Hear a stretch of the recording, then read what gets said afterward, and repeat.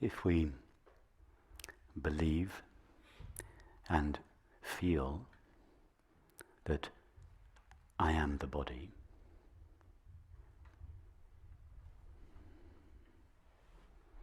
then it will seem to us that part of our experience takes place on the inside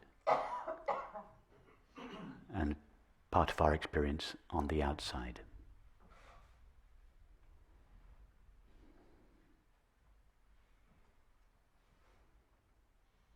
It will seem as if experience is divided into two essential parts. An inside part made out of mind,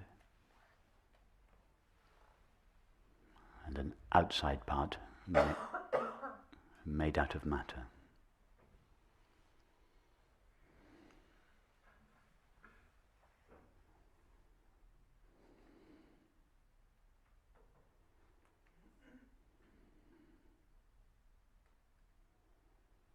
The inside part, thoughts, images, feelings, sensations, we consider to be me. The outside part, perceptions of the world, we consider to be not me. So it is this I am the body belief and feeling that is responsible for the essential division of experience into two separate parts: self and other, mind and matter.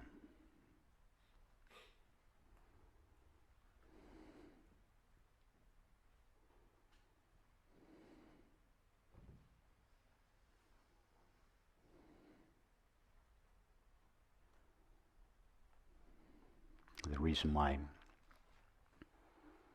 science finds it so impossible to give up its materialist paradigm is because the scientists involved are deeply wedded to the I am the body belief.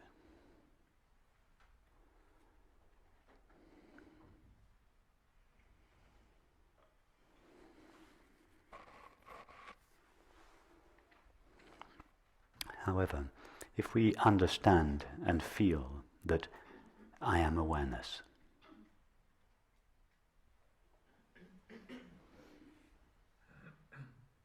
then it becomes obvious to us that all experience takes place on the inside. That is, takes place in awareness.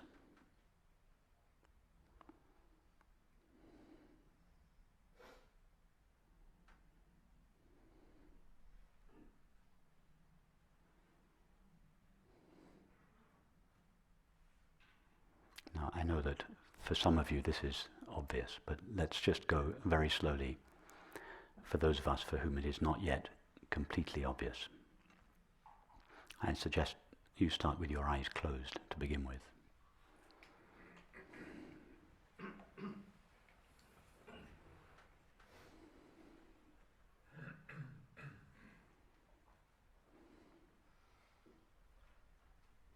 Allow a thought or a series of thoughts to arise.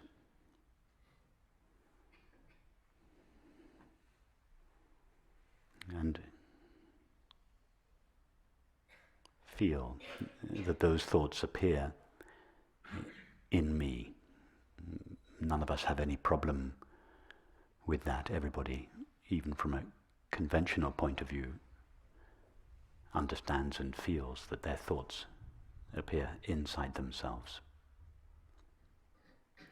So just listen to the sound of your thoughts. Feel that those sounds take place inside you. Don't be interested in the content of your thoughts. Just listen to them as abstract sounds, as you might listen to music.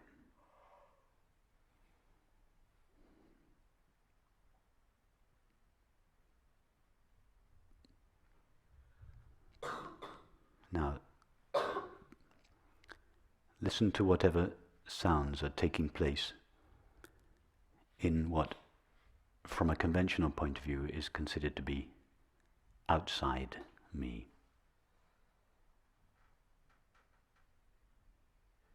For instance, listen to the sound of children running around upstairs. Just remove the label, children running around. You're just listening to abstract sounds.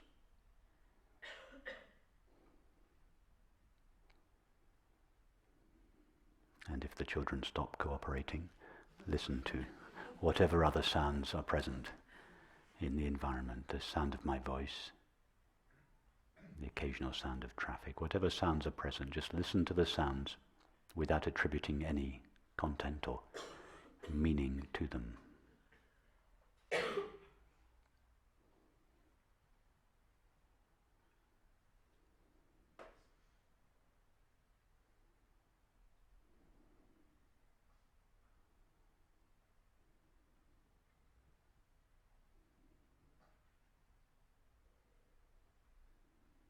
The universe is not being very cooperative this morning, so I better keep talking.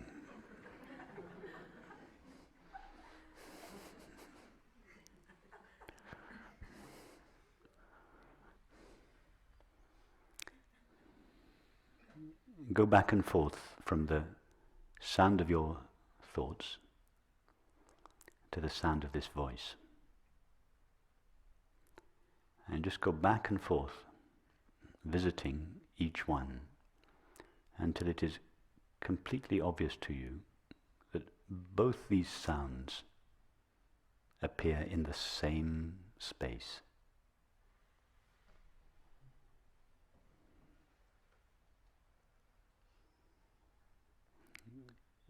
You direct your attention to the sound of your thoughts, and then you direct your attention to the sound of this voice or whatever other sounds are present. And as you go back and forth between the two, see if your attention ever crosses a border.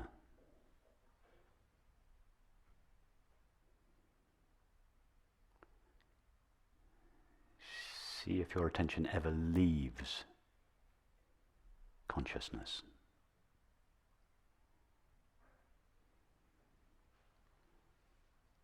See if your attention ever leaves the inside of me and enters a space called the outside world. Be very specific. Try to find that border, if indeed it is there.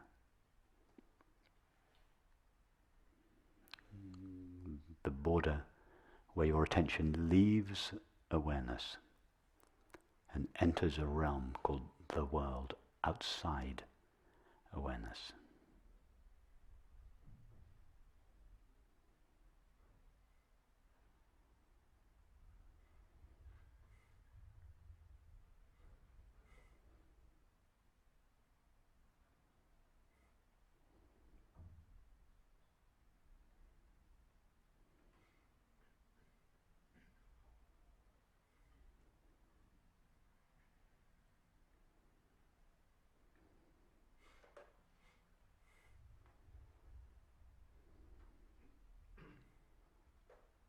Discover in this way that the border between the inside of me and the outside of me is not there. If we believe I am the body, then the border is the skin. But if we understand I am awareness, then there is no border. Attention never leaves awareness.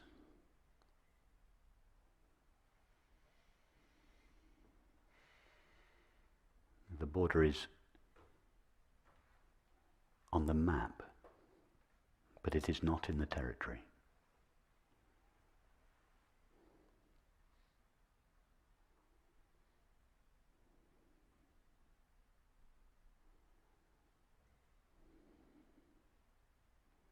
It's like walking from England into Wales.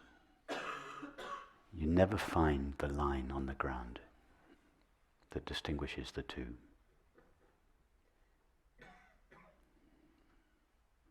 It's the same thing here. The border between the inside and the outside of experience, the inside and the outside of me, is never found. Attention never leaves awareness.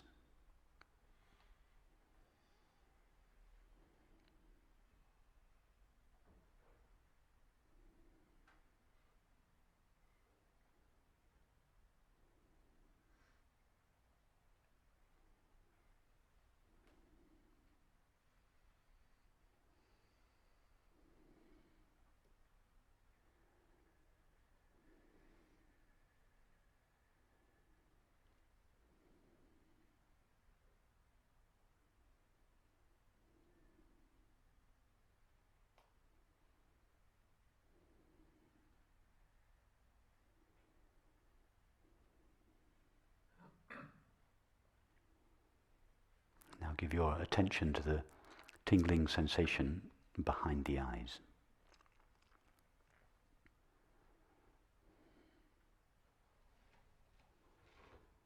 That sensation, even from a conventional point of view, is taking place in me.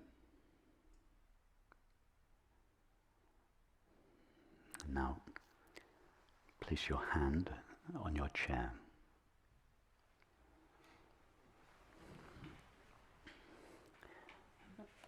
A new sensation arises, and from a conventional point of view, this sensation is a sensation of something outside of me, made out of something other than me, called matter.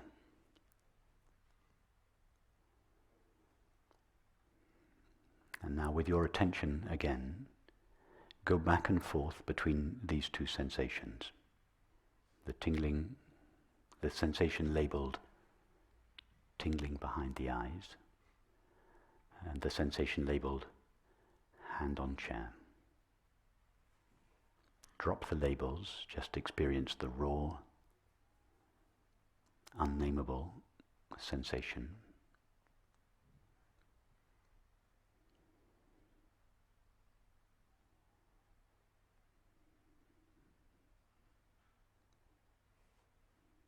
Ask yourself the question, do these two sensations appear in the same space of awareness? In other words, in the same space of myself? Or does one sensation appear in me and another sensation appear in not me, that is, the world?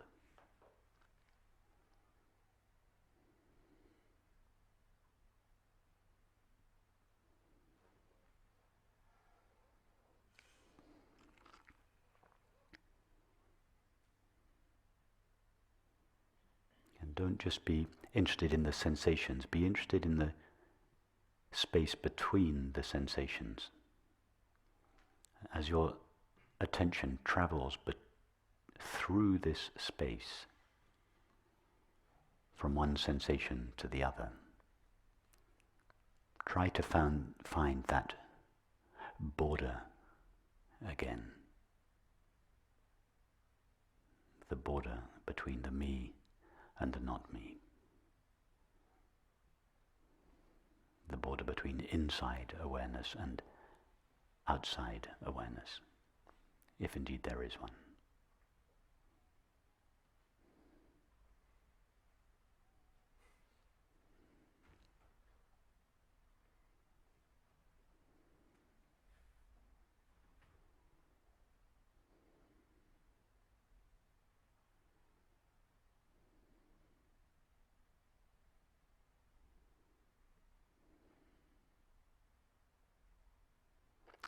Go back and forth between the two sensations until it is absolutely clear to you, not only at the level of thought, but until you feel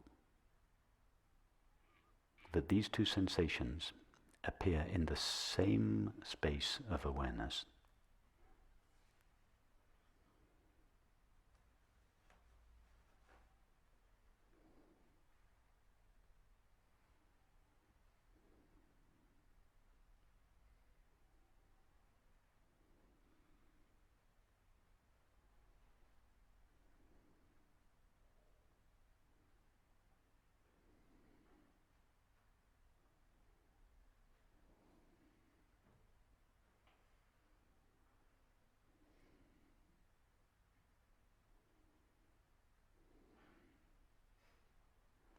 And now just allow your attention to wander freely wherever it pleases, encountering thoughts, images, feelings, sensations,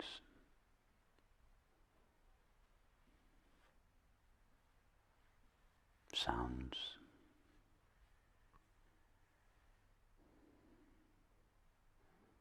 Don't be particularly interested in the content of any experience.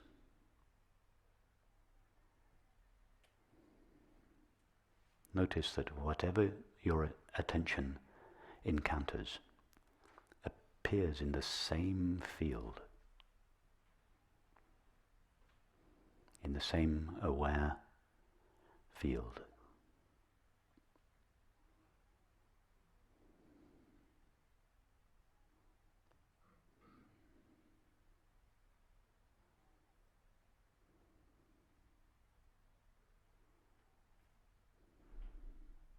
It's a field without divisions within it, without compartments within it.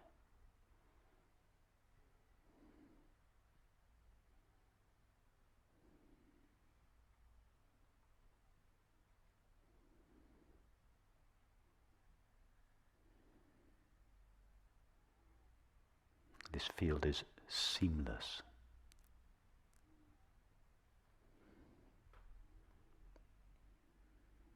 The field itself is empty of objects.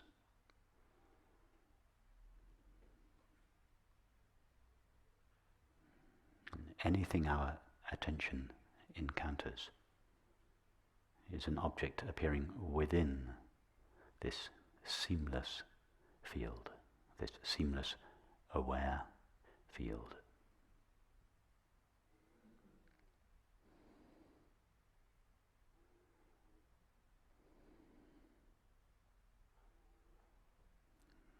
Now, instead of directing your attention to the objects that appear within this field, start exploring the field itself. Venture with your attention as far as you can go in this field and try to find an edge to it.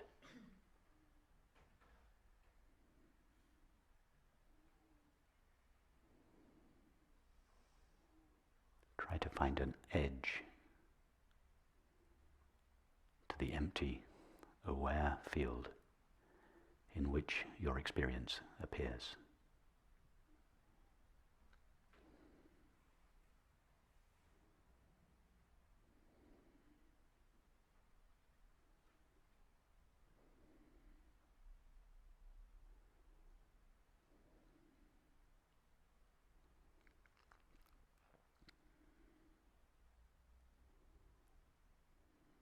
In this way, feel. Don't just understand, but feel that you, this empty, aware field in which all experience appears, has no limit.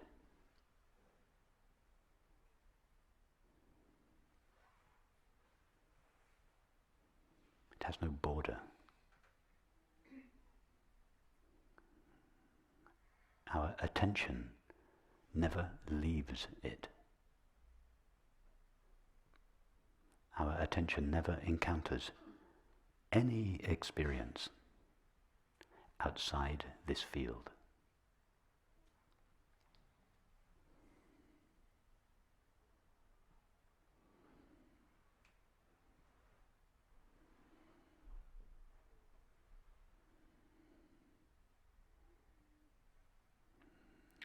Wherever we do this experiment, be it here, in our homes, if we were on the moon, if we ever land on Mars, we could do this experiment and we would have to admit,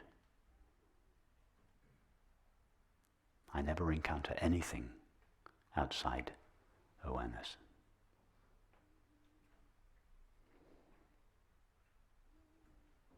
That is, awareness never encounters any experience that takes place outside of itself.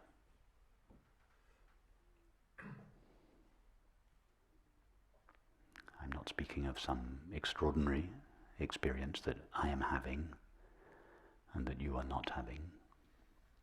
I'm just articulating clearly an experience that each of us is having.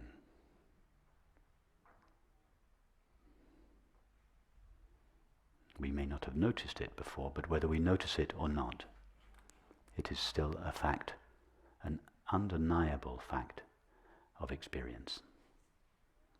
All experience appears in awareness. And I am that awareness. The body appears in me. I do not appear in it.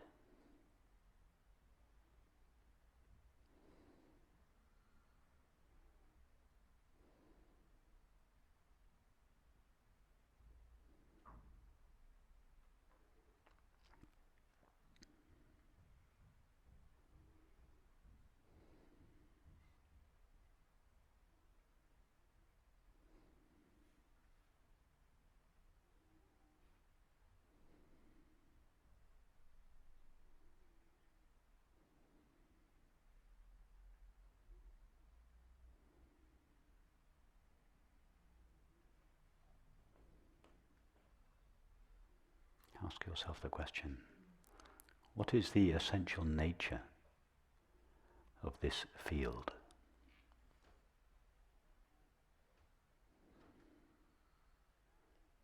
Don't think about it, don't work it out with your mind. You are experiencing it, by which I mean you are the empty, aware field in which your experience, that is, in which the mind, the body, and the world are appearing.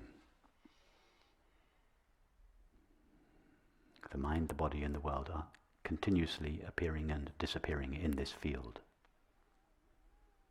What about the field itself?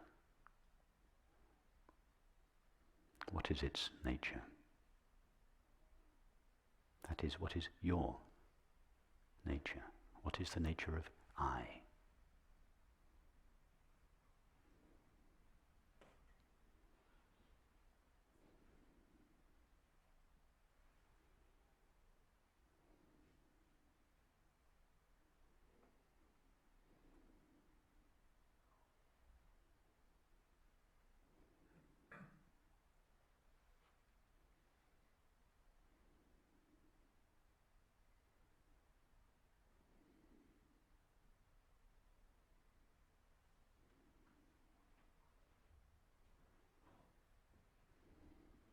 Ask yourself the question,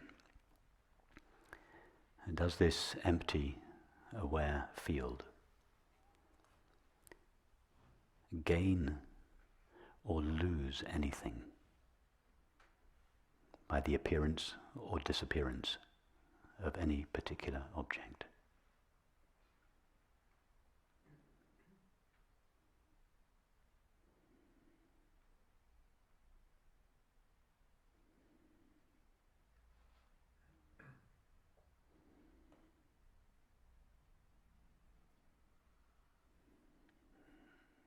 Is the field ever stained or hurt or modified when an object appears or disappears?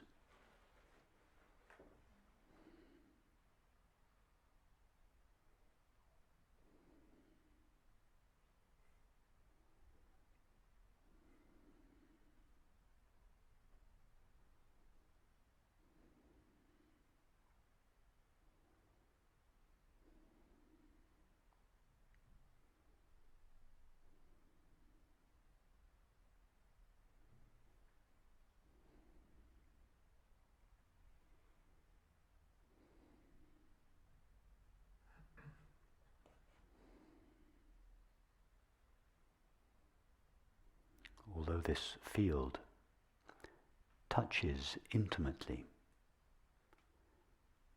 every object that appears within it,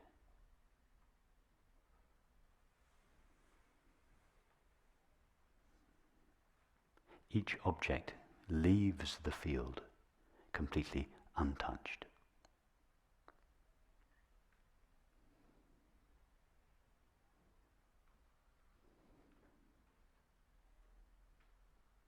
This field is always in the same pristine condition.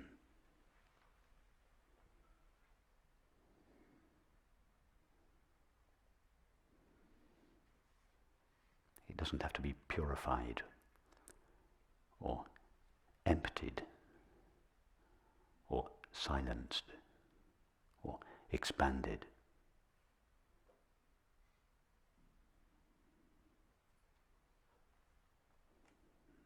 It is already essentially pure, pure in the sense that it is not mixed with any of the limitations of objects. It is already inherently empty.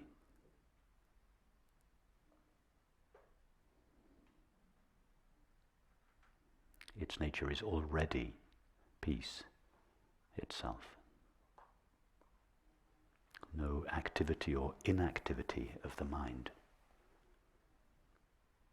could increase or decrease its inherent peace.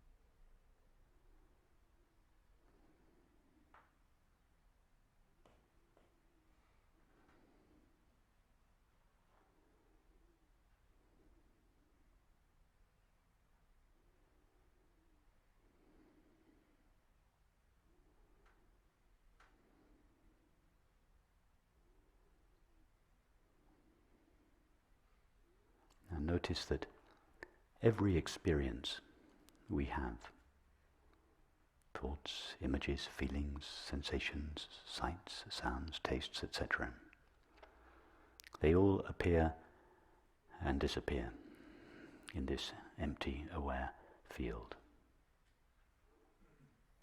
Ask yourself the question: when an object appears, where does it come from?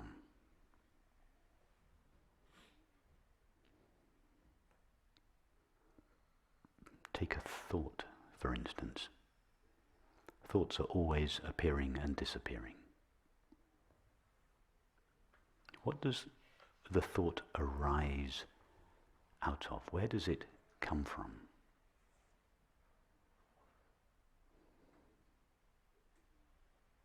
Something that appears must come from somewhere.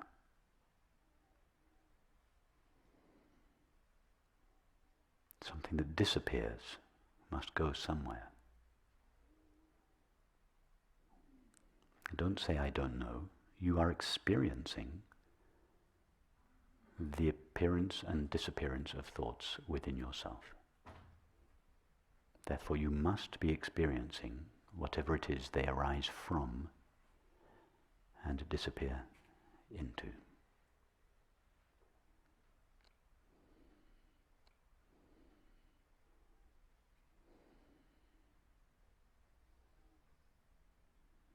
Do the thoughts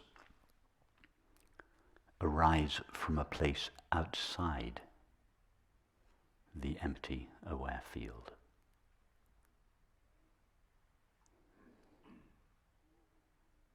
Hopefully everybody answers no to that question, because we have already discovered that we never find a place. There is no such place.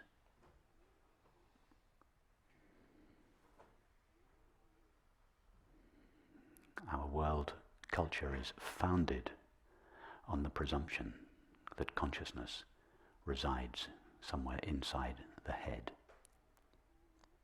and that everything else resides outside consciousness. This is the fundamental presumption upon which our world culture is founded, and yet nobody has ever found this place.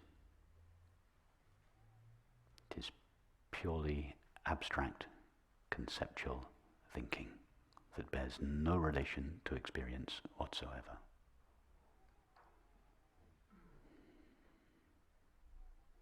Go back to the thought. Where does it arise?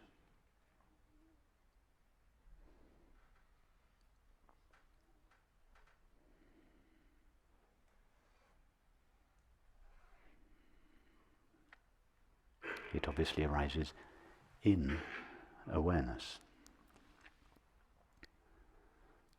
Now ask yourself the question, what is there present in the empty field of awareness prior to the arising of the thought? There is just the empty field of awareness. Now ask yourself the question, then what is the thought made of?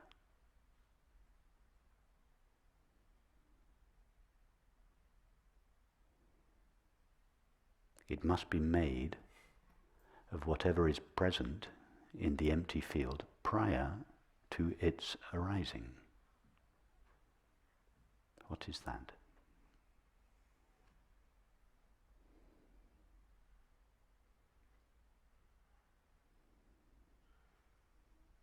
Empty awareness.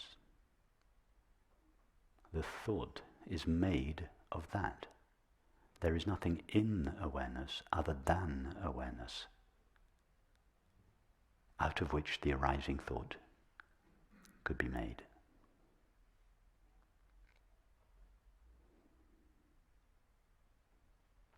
In other words, when the thought appears, no new substance comes into existence. The thought is a temporary modulation of the eternally existing presence of awareness. It is a modulation, a temporary modulation of the ever-present substance of awareness. And as such, the thought gives awareness a temporary name and form. Or we could say awareness itself assumes a temporary name and form as it takes the shape of the thought.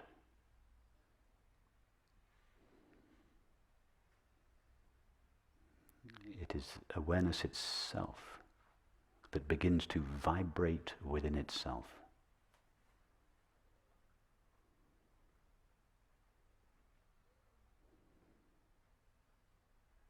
And the thought, every thought is a particular vibration of awareness, appearing in awareness, known by awareness, made of awareness.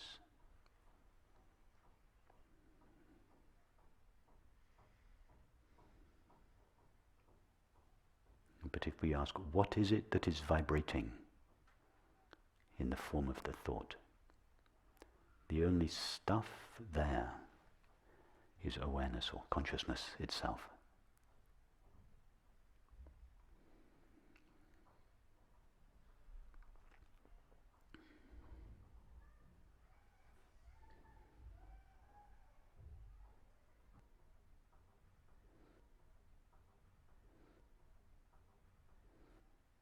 When the thought vanishes, the substance out of which it was made doesn't vanish. It simply ceases vibrating in the form of that thought. Its reality, the reality of the thought, that is the stuff it was made of, doesn't go anywhere. It simply ceases assuming a particular name and form. And then the next moment, it vibrates with a different frequency and a different amplitude,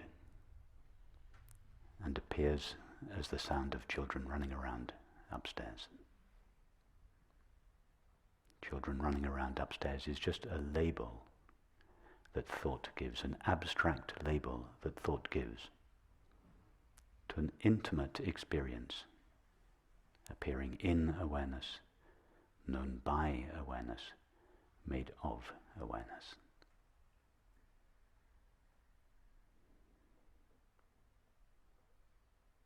And then awareness ceases to vibrate at that particular amplitude and frequency, and the sound vanishes.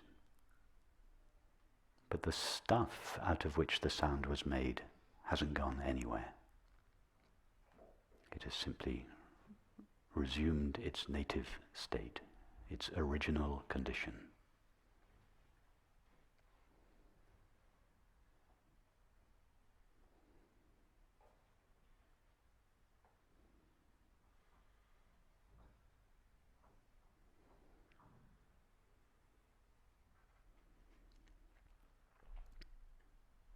All experience,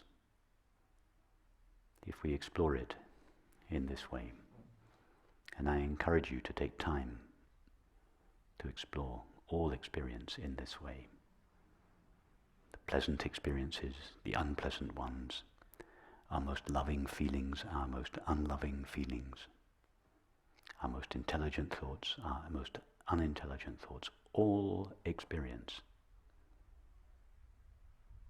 appears in awareness, is known by awareness, and is made of awareness.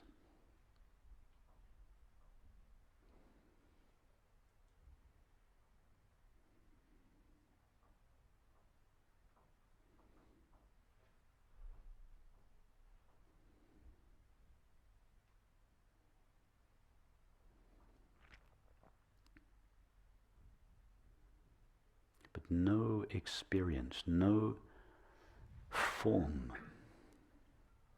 that awareness assumes ever actually divides the field of awareness into separate objects and selves.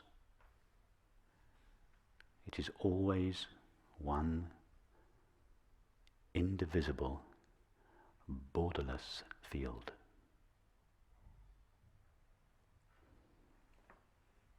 There are no separately existing objects or selves in this field.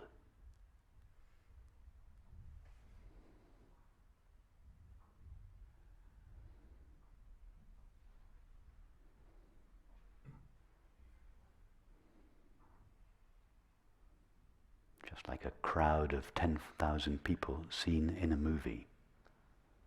Don't divide the screen into 10,000 parts. It's always the same indivisible screen.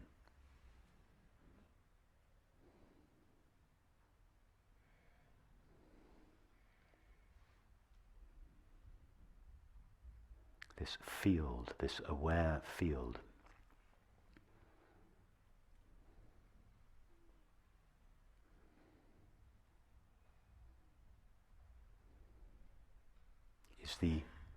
is the reality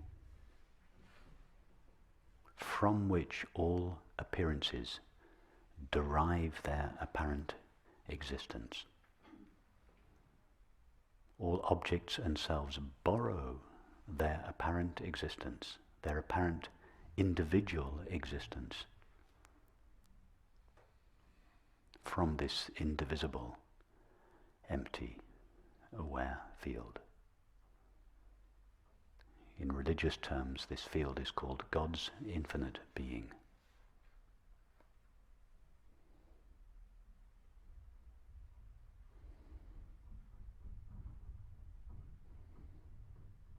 That's what it means, in whom we move and live and have our being. All objects and selves have their being in God's infinite being. Their apparent existence is God's infinite, indivisible being. There is no other substance present in experience.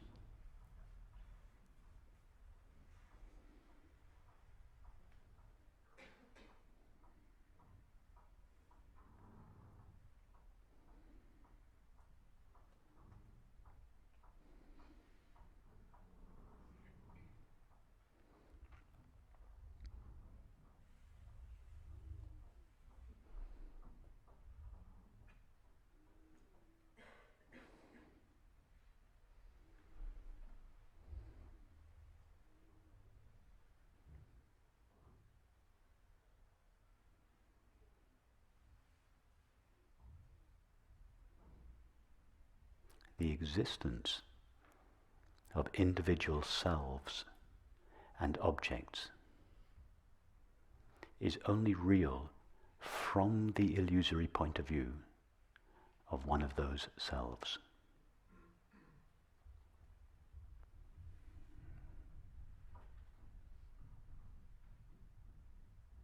In other words, it is only from the point of view of one of the people in the crowd of 10,000 that there are 10,000 separate people. And from each of those 10,000 points of view, there are 10,000 separate objects or others. But from the point of view of the screen, which is the reality of the appearance of 10,000 people, there is just its own seamless, borderless, indivisible self. The screen never experiences the multiplicity and diversity of objects and others. Infinite consciousness knows nothing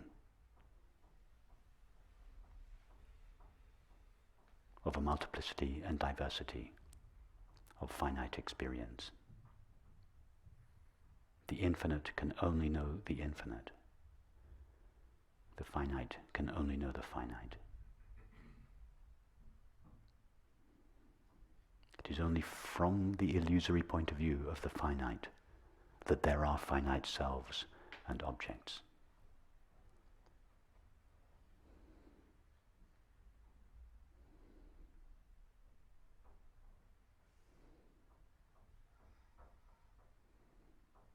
In other words, the mind superimposes its own limit on what it observes and thinks that that limit is inherent in what it observes. It is not. The limit is in the way we see, not what we see.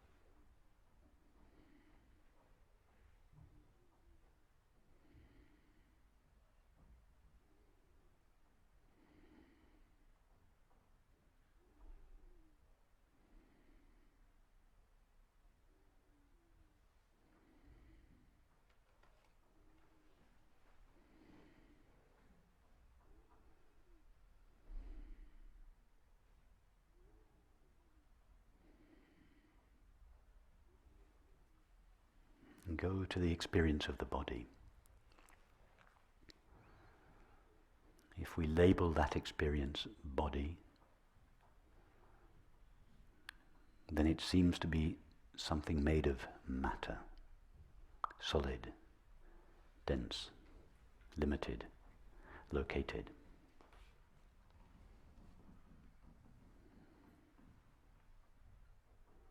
Remove the label body and replace it with the label sensing. If our eyes are closed, our only experience of the body is sensing.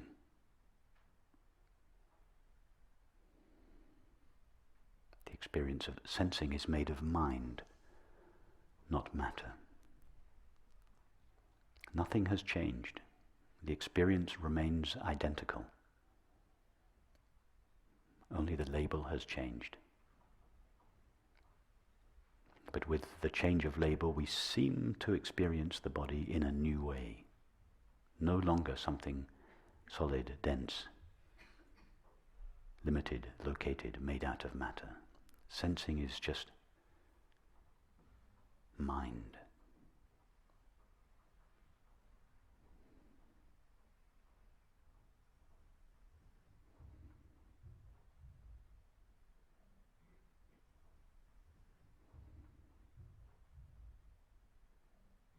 See that it's not sensing of the body.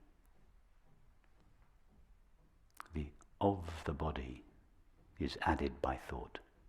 It's just sensing.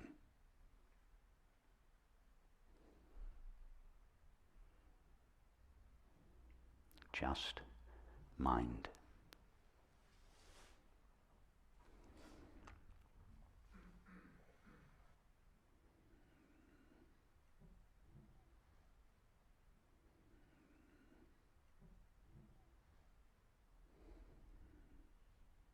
See that the mind does not appear in something called a body, but the body appears in the mind. In fact, the body doesn't appear in the mind, the body is mind. All there is to the body is sensing.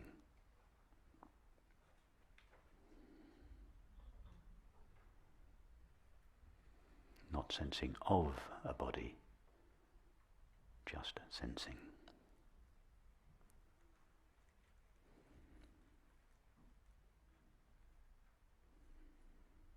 But that's only halfway.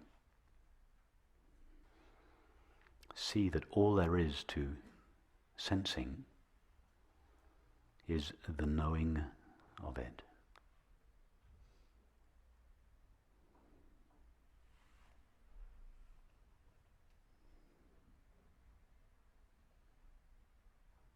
The only substance present in sensing is knowing, pure experiencing, consciousness.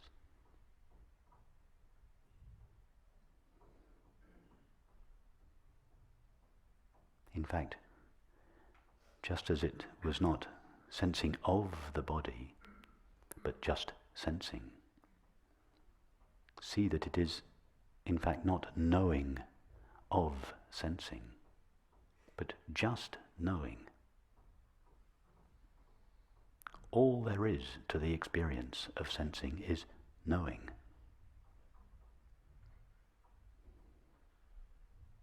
All that is there is consciousness.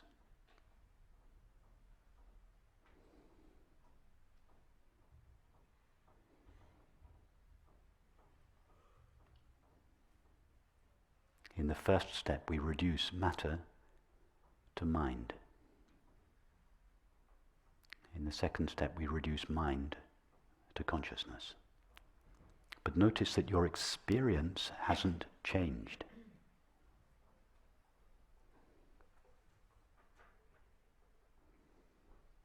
Your experience of the so-called body is the same now as it was 5 minutes ago.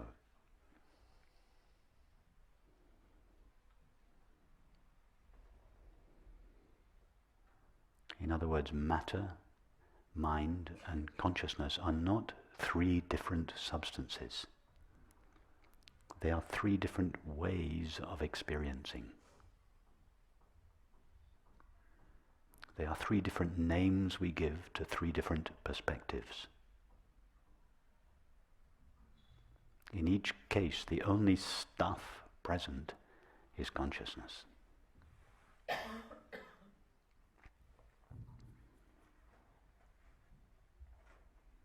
If we identify consciousness with the body, experience seems to be made out of stuff called matter. If we identify consciousness with thoughts and feelings, experience seems to be made out of stuff called mind.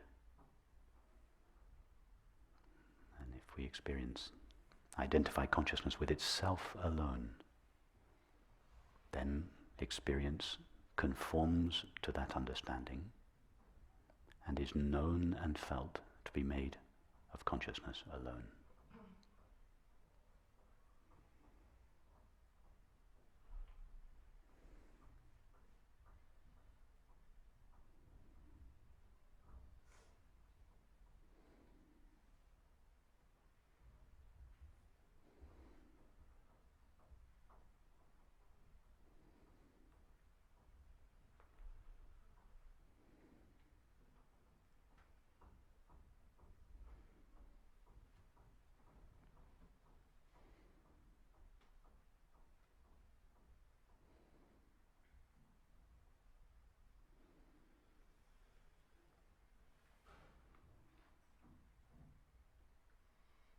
So those are the essential three steps on the spiritual path.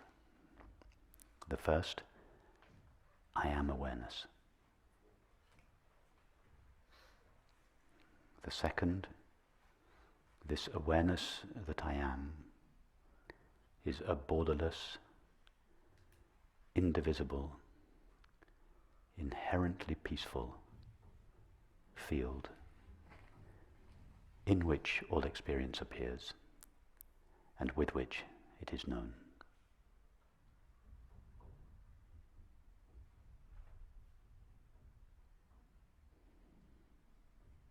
And then the third step, everything that appears in awareness is made of awareness.